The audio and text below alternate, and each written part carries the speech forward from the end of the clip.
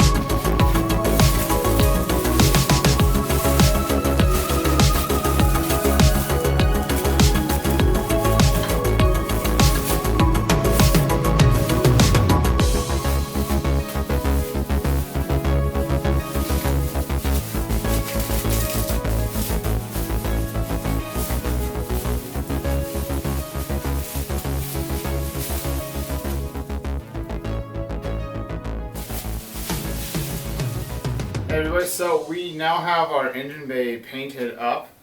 A couple more spots we're going to touch up, but right now we're going to tear into the SR20 and start cleaning this up. We're not going to take the head off or anything crazy like that. We are going to probably take the intake off, most likely the oil pan as well, clean all that stuff up. And what we're going to use is a product called SuperClean. Now they make all sorts of great clean products. We're going to use their engine degreaser in aerosol.